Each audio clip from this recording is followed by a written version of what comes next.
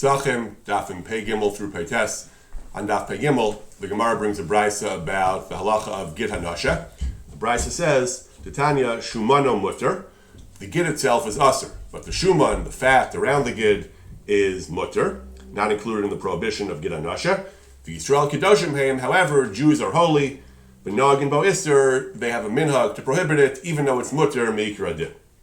Rabbi Eliezer Melamed explains that Minatorah, the biblical prohibition, only extends to the gid hanasha itself and only part of the gid, a part that's about 8 centimeters, he says, in a cow, in an ox, in a behemadaka, sheep, or the smaller animals, ad arba centimeters, only about 4 centimeters. The Rabbanan then added that the entire gid hanasha is prohibited, but the shuman, the fat around it, is still mutter. That, our Gemara tells us, is a minhag. Yisrael Kedoshim Haim, that was a minhag. It was the Chazal themselves didn't prohibit it, but there was a minhag to prohibit that as well. Jews are holy, and they add prohibitions. We have many areas, many cases in Chazal where Chazal made gzeirus. Obviously, the gid hanasha itself is gzeirah to extend the prohibition to the whole gid. But sometimes, apparently, it wasn't even Chazal. It was a minhag. Yisrael Kedoshim Haim, the people of Israel themselves decided to prohibit the gid, to prohibit the shuman shel gid, and at that point, it actually becomes aser nikra din, even though it begins as a minhag. Rabbi Melamed points out that there are economic consequences to this. Removing the gid itself is relatively easy.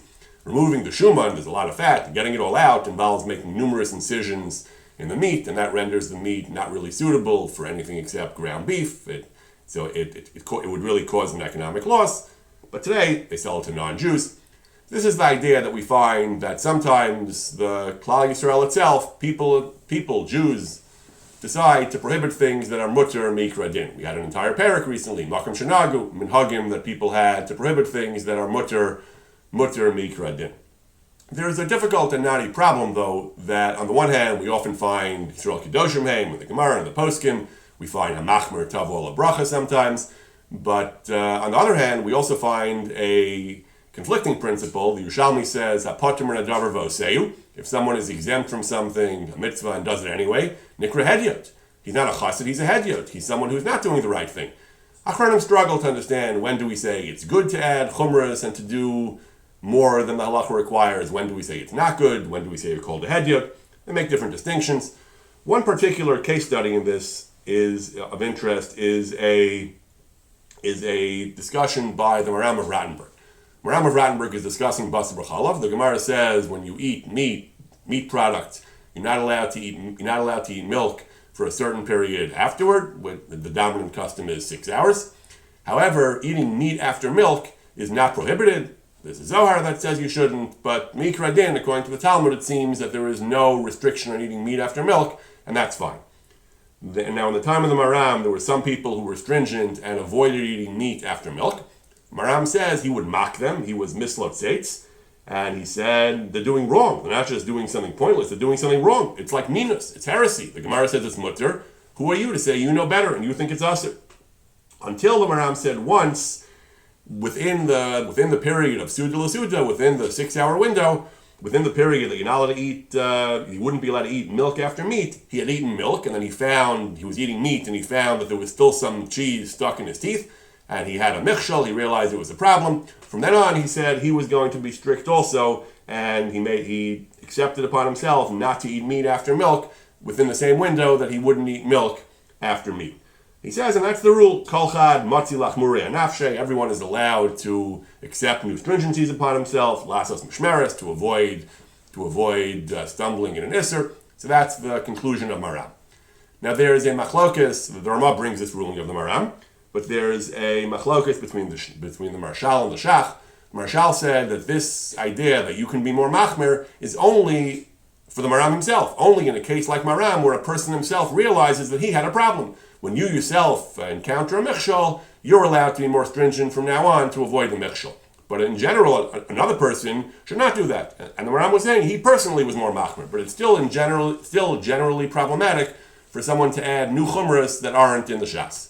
The Shach disagrees. The Shach says he thinks that Maram is mashma. On the contrary, that everyone is allowed to have chumras. Matzi lachmurei nafshe. People in general are allowed to have chumras. It's hard to understand what the Maram's thought process, though, was. Originally, he was mislot seitz. mocked people who had this chumrah. He thought it was minus. What happened to Yisrael Kiddushim? You're not allowed to add chumras. You're not allowed to add. Maram really thought the person's not allowed to add chumras. Marshal seems to understand. You're not allowed to add chumras, and the Maram himself could only add the chumrah because he himself was once nichshal in the problem. But according to the Shach, the Maram's conclusion is anyone can add chumras. So what did he think initially? Then he changed his mind because he had this personal experience. So how did his thought process change? It's not so easy to understand what, again, when the general idea is we do add chumras. We have b'taras minhag, Yisrael Kiddushim Heim. So what Maram's objection is not so easy to understand. Some Achronim suggest that Maram's problem was with those who were doing it mikra din, those who held that you have to do it, that it's din, even though the Talmud says otherwise. So if you're actually dissenting from the Talmud as a matter of din, that's a problem, because you're not accepting the authority of the Talmud, even though you're being more stringent than the Talmud, you're being holier than the Pope, you're being frummer than the Talmud. That's a problem. That's something that you're not allowed to do. But if you accept that the Talmud says it's mutter, meikra din, you just want to be more machmer, that was fine. On Daf Pei Daled, the Mishnah, the Gemara, they talk about hashover es ha'etzem b'Pesach. There's a prohibition in the Torah against breaking bones of the Karban Pesach. One who breaks a bone of the Karban Pesach when the Karban is still tahor, it hasn't become tamei. Hareza loka arbaim, it's a biblical prohibition, and you get malchus. Now, we don't bring the Karban Pesach b'zman hazeh, but there is actually an echo of this halacha in modern practice. The Kaf HaChaim says that we have the zroa on the Seder plate, the piece of meat or the piece or part of a bird that we say is zecher for the Karban Pesach. So the Kaf HaChaim says, since it's a zecher for the Karban Pesach, we should have this custom as well, that we should not break any bones in that zroa, because you wouldn't be allowed to do that in the Karban Pesach. So he says the minhag is that we don't break bones in the zroa. The truth is, however, that there is some dispute as to how closely we want to make the zroa resemble the Karban Pesach itself. Some Achronim say that the zroa should actually be roasted. The Shulchan Aruch brings habasar nagu sheyeh, we use zroa and it should be roasted al gabe gechalim, roasted by coals. Even though in the time of the Mishnah, we've seen earlier in the Masechta, they used a shpud, a spit. It was shpud shel rimon. It was a particular type of wooden spit, a pomegranate wood spit. So that's hard to get, the poskim say, to find that kind of wood, but we want to do it in a way that would still be technically valid if it would be a real Karban Pesach. So we roasted al gabe gechalim on top of coals, which is also considered a valid form of roasting. So that dovetails with the Kaf HaChaim, that we try to make obviously the zroa is not actually a Karban Pesach, but we try to make it as close in the way we treat it, we try to make it as closely resembling a Karban Pesach as possible. There are, however, some poskim who say that the zroa is actually cooked and not roasted. Tosfos brings such a pshat that Tosfos brings that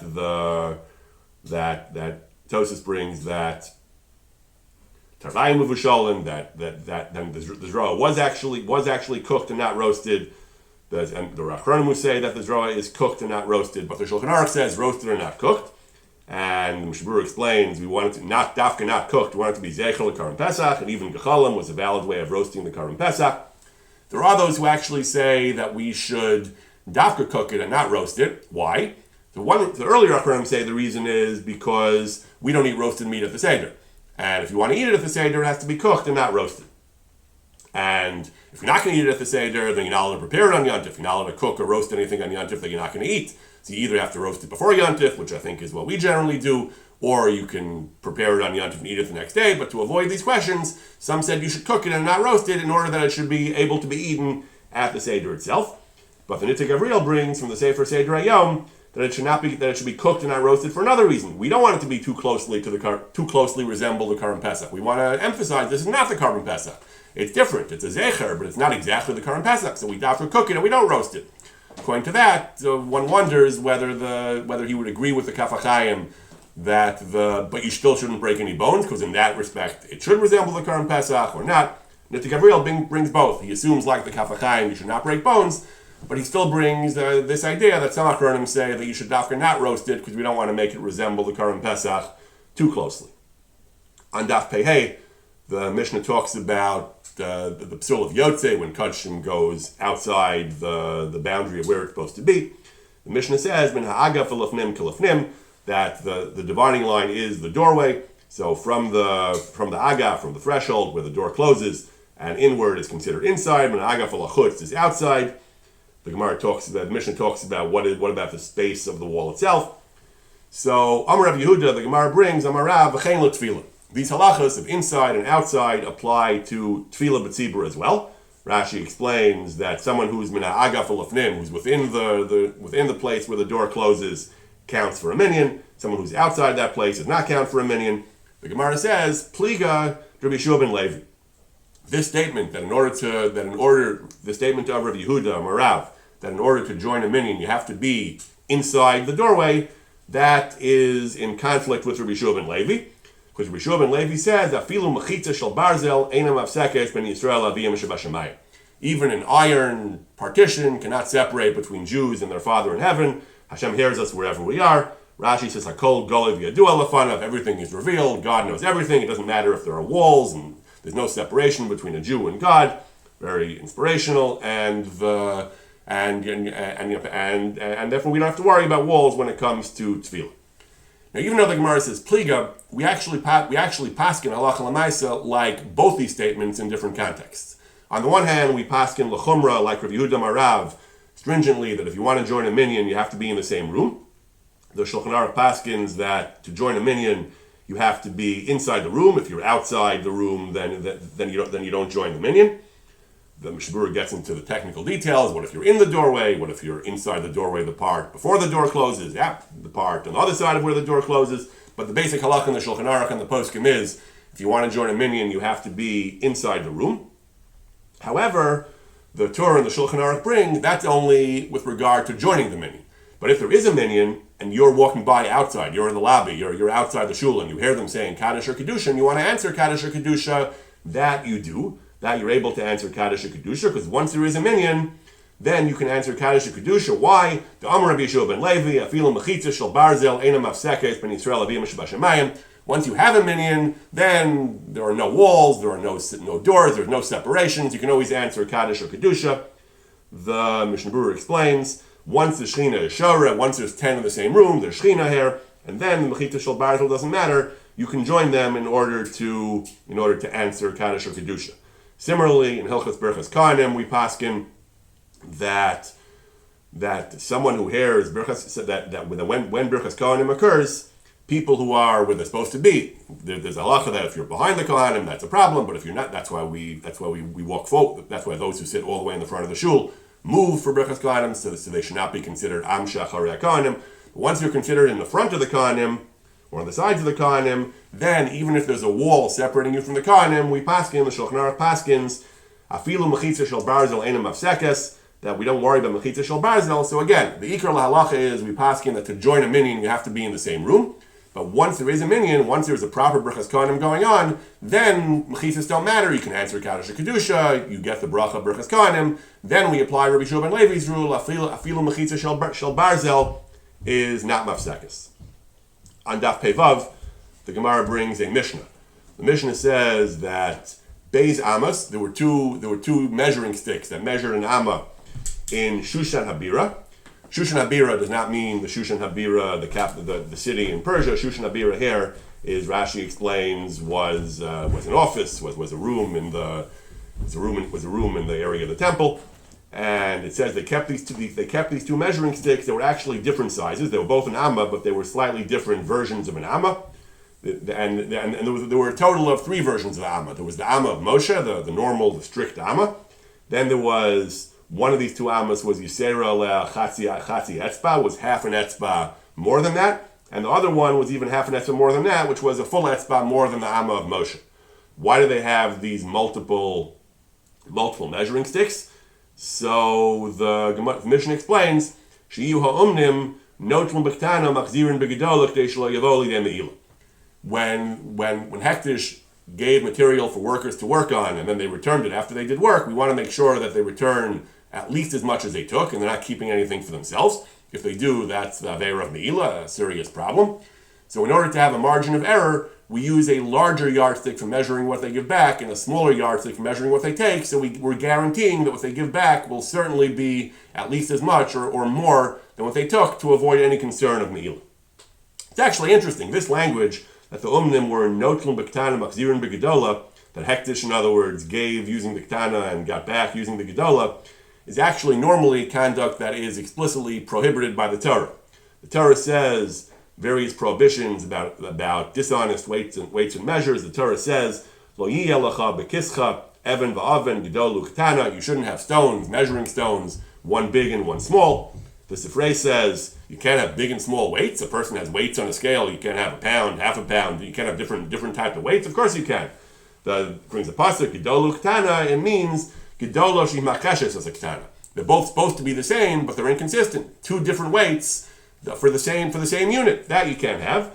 Meaning what? Meaning shloye and notel begedolo maxir b'ktana. Exactly what the Mishnah here says Hektish used to do. You can't be notel begedolo maxir b'ktana. You can't cheat. You can't engage in fraud by using different weights for the two sides for when you're on opposite sides of the transaction. Rashi brings this in his Pirush HaTorah. You can't have gedolo shemacheshes as a ktana. Shloye notel begedolo maxir b'ktana. B'char Shar says that lo yilacha b'kischa, not just you can't use them to engage in fraud, you can't even have such weights. You can't even maintain these dishonest weights. You not even have them lying around because al tashkim b'lecha avla, they can lead to being misused. The Gemara says in Baba Basra, the Gemara says in Baba Metzia, the Gemara says why do we need a prohibition of dishonest weights? It's a form of theft. So that's us already. It's gezel ma'alya, the Gemara says. Lavro abishas asiyah, a person who makes a dishonest weight. The construction of such a weight itself is already a violation of a Torah prohibition, and that itself is usher. So it's fascinating that this which is normally usher, it's considered a form of gezel. It's usher to even make such a weight. This is what Hektish used when it transacted business with artisans who did work for Hektish. How are they allowed to do it? How is Hektish allowed to do that? I couldn't find anyone who discusses it. Presumably, this was understood. The workers were clearly understood that they were giving Hektish the margin of error, they were willing to do this. For the business of Hektish, or because they also revered Hektish, they were willing. So presumably the heter here was that this was understood. It was known that Hektish had this policy, and therefore when the workers understood it, and there's no isser of gezel.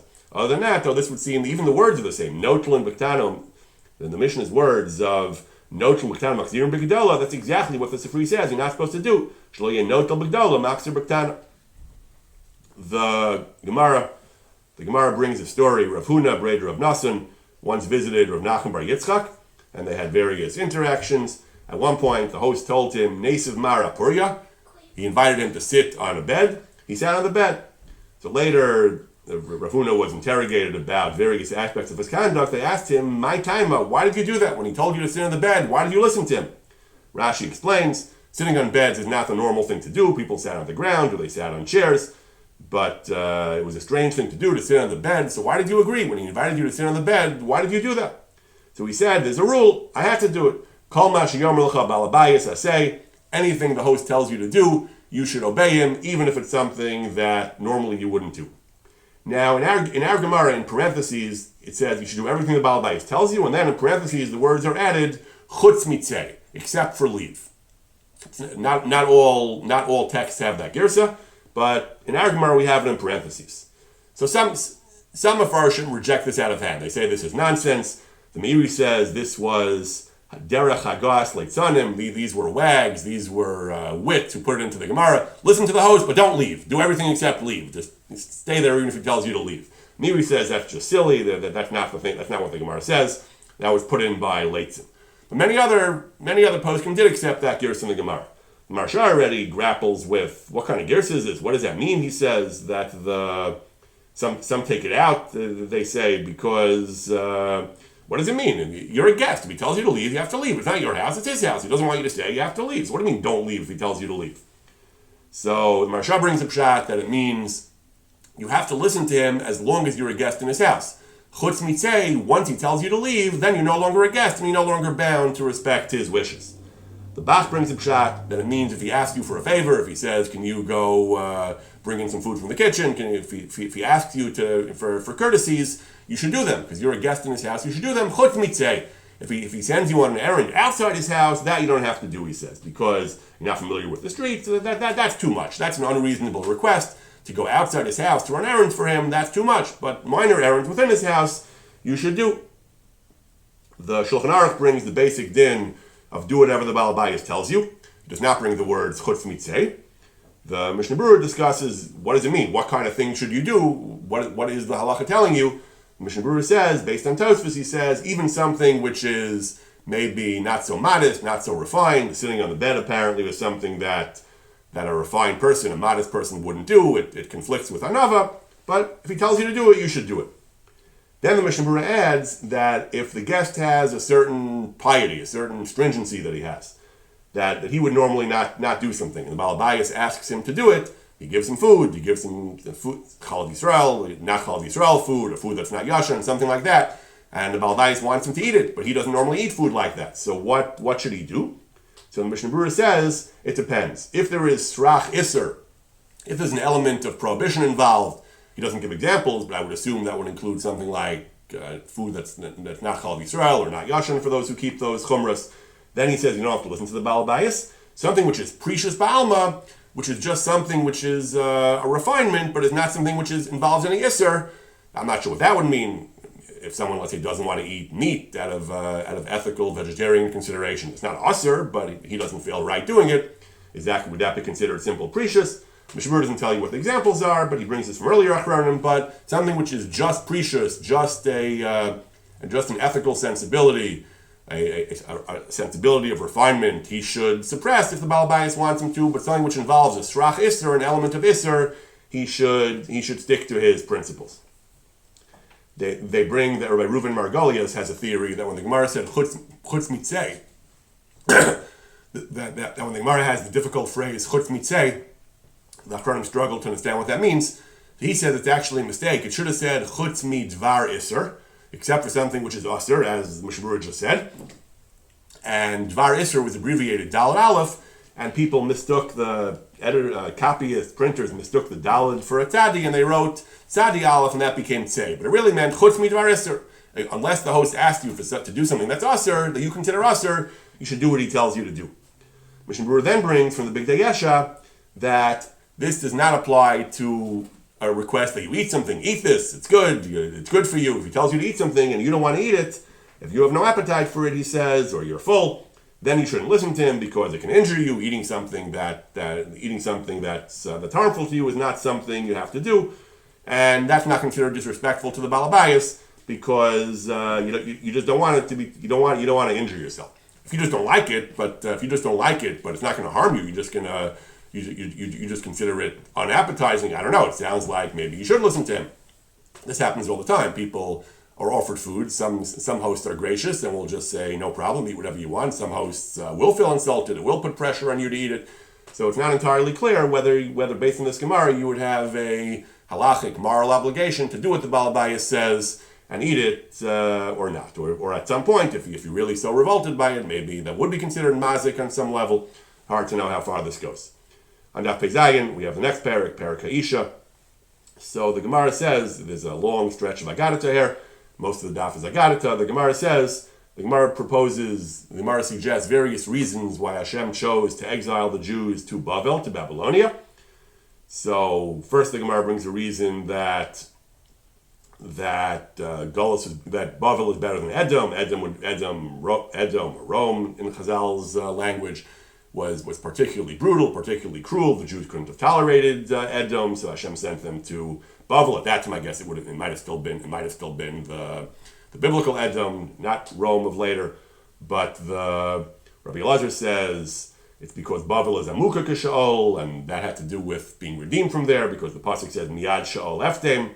Since Bavel is Amuka K'Shaol, and God said He'll redeem them from Shaol, it was a way of guaranteeing that they'd be redeemed. The Gemara brings the third shot. Rav Chanina says, in Babylonia they spoke Aramaic. Aramaic is close to Hebrew. Rashi explains the benefit of that is this would prevent Torah from being easily forgotten. If Torah would be in a foreign language to them here in the United States, Svarim are Most Svarim are in Hebrew. And if a person is not a native Hebrew speaker, it's easier to forget Torah. If you go to a place, if you live in a place where the language is actually Hebrew, or at least close to Hebrew, like Aramaic, it is less likely that a person will forget Torah.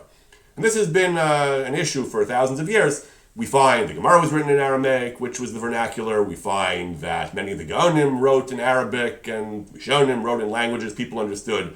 On the other hand, most rabbinic literature is in Hebrew. And today, of course, the Aramaic literature is also not the vernacular, and the Arabic is certainly not our vernacular generally. So this is a big problem. Obviously, if the Torah is written in your native language, it's the Gemara saying it's easier to avoid forgetting it. And this, of course, is one of the issues at stake in the question of translation. Over the last several centuries, there have been various projects involving the translation of the Talmud. Some of them met with considerable controversy. Some of them were much more accepted. The Art Scroll translation, which has been argued to have been one of the greatest success stories in Jewish publishing, people have estimated that it brought innumerable Jews closer to Torah, closer to understanding the Talmud. There were those who were opposed to it. Rabbi Elazar Shach famously was uncertain about translations. He also was unhappy about the Steinsaltz translation. There were various issues involved. One of them was that Rav Shach wasn't entirely thrilled with the whole idea of translation. He said that people think they're making it easier to learn Torah, but he says in actuality this sort of learning causes any trace of holiness and emunah to vanish. You're making the Talmud as a book of laws, similar to secular wisdom. That will cause the Torah to be forgotten. Our Gemara says that if you don't speak the language of the Torah, that will cause you to forget Torah. Rav Shach turns the argument on its head and says that if you take the Torah and translate it into the vernacular, that will cause Torah to be forgotten. He says it doesn't matter that they'll increase the number of learners. We have to preserve the cruse of pure oil. We have to worry about pure Torah rather than increase that which is impure. Rav Shach felt that learning Torah in the original, even if it's difficult, even if it doesn't come that naturally, is still better than translating it and making it easier for those who are not expert scholars to learn. Rav Shach's opinion was not, of course, generally accepted. Art Scroll did have the support of many Gedolei Torah, and Rav Shach may have been opposed to it, but he didn't oppose it. My understanding is as fiercely as he might have. But so at the end of the day, though, that's our Gemara. Our Gemara says that our Gemara is not discussing translation, but our Gemara says that it's important. It's a great thing for people to be able to speak the language in which the Torah is written. That'll help them avoid forgetting it. And the idea of translation is the reverse. If we're not native Hebrew speakers, so instead we bring the Torah to us by translating it into languages in which we are more fluent. On Daf Peches, the Gemara talks about someone who is a Chetzi Eved, Chetzi Ben Chorin. He's half slave and half free. That's what I think Lincoln said about how the union can't stand with being half slave and half free. It's not stable like that. Here we're talking about an individual person who is half slave and half free. So Beis Shammai says this is not a tolerable situation because he can't get married and have children. He can't marry a shifcha, a slave woman, because half of him is free, and it's also for a freeborn Jew to marry a slave woman. He can't marry an ordinary Jew, a freeborn Jewess, because half of them is a slave, and slaves can't marry freeborn Jews. So he can't marry at all. So let him stay single. That's not an option. Procreation is the point of the whole world. Shnemar lo tov v'ra l'sheves yatzara. God did not create the world to be empty. He created it for settlement, for the development of humanity. Therefore, we force his master to free him. Tosfos discusses what would happen in the case of a woman who was half free and half slave. She also can't get married. Would we force the master to free her? So in certain cases we do, but generally we don't. And Tosfos says, why not? Tosfos says because she's not obligated. She likely won't. She may very well not fulfill the mitzvah of procreation, even if she's free, because she's not commanded in it. Tosfos seems to be saying a woman has no obligation of procreation. Tosfos in Gittin has a variation of what he says here. He says that really it's true. We do paskin the woman does not have the commandment of pruruvu, be fruitful and multiply. But the other commandment, the one mentioned by this Gemara of lo to bra l'sheves yatzara, the pasuk says God wants the world to be settled. A woman is commanded in that, even if she doesn't have perivarivia, she does have that mitzvah. So why don't we free the woman who's half slave and half free? Tosfos says because since she doesn't have the Pru Revu commandment, she won't be so meticulous to fulfill the Shevis commandment. Not so clear why not. If Shevis is such an important mitzvah, just because she doesn't have Pru Revu, why won't she try to fulfill Shevis? But in any event, Tosfos strongly seems to be saying in Gittin, a woman, even though she does not have the mitzvah of Pru Revu, the Talmud in various places says, La halacha we paskin, a woman is not mechuyeves in Pru Revu. But according to one idea of Tosfos, the Rivam, he seems to be saying that a woman still has, nevertheless, she has the mitzvah of Sheves, which is analogous to Pru Revu. Aruch HaShulchan disagrees. Aruch HaShulchan said it's not what Tosfos means. Tosfos' language, if you read it carefully, is she is shayach in the mitzvah of Sheves, that it's a good thing, and it's the will of God, not an actual mitzvah, he says. That's why she might not do it, because it's not actually a mitzvah. But many Achronim understand, based on Tosfos, that a woman does have the mitzvah of Sheves. The Beis Shmuel, other Achronim say a woman may not have Pru Revu, a woman does not have Pru Revu, but she does have the mitzvah of Sheves. And the halachic application of that is that you can sell a Sefer Torah to help someone get married because of the great importance of Pru Revu. Beis Shmuel proposes you could sell a Sefer Torah to help a woman get married. He says because she has the mitzvah of Sheves. But then he says that the Ramah indicates that that's not the case. The Ramah seems to adopt the view that a woman is not mitzvah in Sheves because the Ramah says a woman shouldn't remain single if she has a choice because of chashad. People will suspect her of misbehavior. The implication is that she has no inherent obligation to have a family and to have children, and she could be single except for this consideration of chashad. So that implies a woman does not have Sheves. In any event, it is a major machlokes achronim based on some of the Rishonim, whether a woman does have the commandment of Sheves or does not have the commandment of Sheves. Aruch HaShulchan, as we mentioned, is on the side of those who say it's a great thing for her to do, but it's not actually a mitzvah, not because of Pru Revu, not because of Sheves. But there are numerous achronim on both sides of the question. On Daf Peites, the Mishnah says, if someone tells his sons, we're going to have a race, we're going to have a competition, a contest, I'm shechting the Pesach, al misha yalamikem rishon Yerushalayim, on whichever of you gets to Yerushalayim first. So once the first one gets in, he's zacha b'chelko, he's zacha for himself, but also mizaka zacha b'imo. Also, his brothers are zacha along with him. So the Gemara says that the Gemara explains really he's just doing it. Really he wants to include all of them. Really he means to include all the brothers. He's just telling them it's only going to be one of you. It's going to be the first one. That's to encourage them to be zaris, to act with alacrity. But really he means to include all of them. The Gemara goes on and says that that's the ikar pshat in the Mishnah. So the Mishnah seems to be saying that the father is really misleading them. He's not really telling them the truth. He's telling them that go, be quick. It's going to be the first one who's going to get it, and the rest of you he's saying or implying or not. He doesn't really mean it, and he's saying something which is not exactly true because he wants to encourage them to do mitzvahs.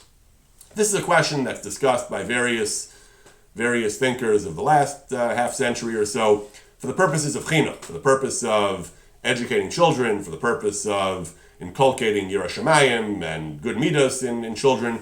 Are you allowed to lie? Are you allowed to tell stories? Can you tell stories of tzaddikim that are not true?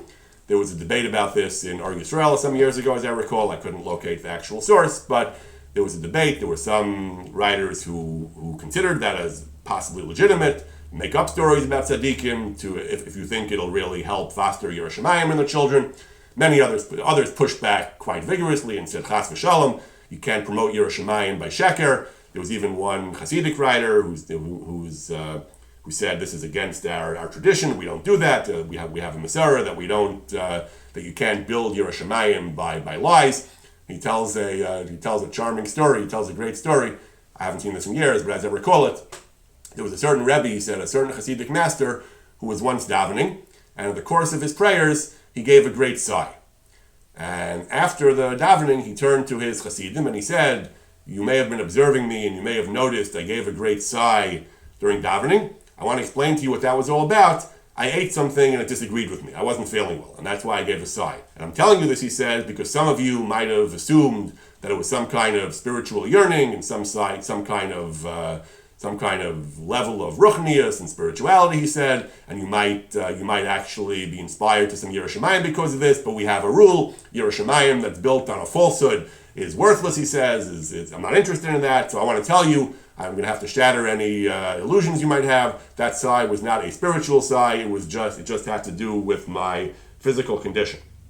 I'll call upon him. This Mishnah taken at face value does seem to be suggesting that some level of deception is legitimate in the service of encouraging children, maybe they were adult children, but encouraging one's sons to do a mitzvah. The Rambam and the Shulchan Aruch paskin that a Rav, a teacher of Torah, is allowed to mislead his Talmidim, lahatos as a Talmidim, to ask them questions and to do things, to gotcha kind of things, to see if they're alert, to see if they really understand the Torah. In order, the Rambam says, the Shulchan Aruch says, k'tei l'chadidam, to encourage their sharpness and their acuity. And also he says to test them, to see if they remember what they learned. So he's allowed to ask trick questions. He's allowed to say, the Achronim explained, there are various Gemaras that say this, that various Amoraim, when they were discussing Torah, they said things that weren't true, to see if the other person was alert enough and sufficiently had sufficient scholarship to catch the error. So to catch the erroneous statement, so the Rambam and the Shulchan Aruch paskin that again, that there is some element of what normally we would call sheker, not to put too fine a point on it, if it's in the service of promoting Torah scholarship.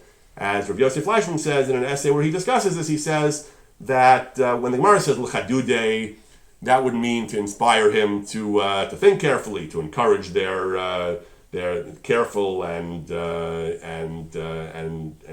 accurate thought. But the Rambam adds the other dimension of this. He says that it's k'tei livchanosam, that it's to test them, to see if they were, to see how much they knew. But either way, the Rambam and the Shulchan Aruch, paskin the Shulchan Aruch, that allow for at least a certain amount of misdirection or misleading statements in order to promote good Torah scholarship.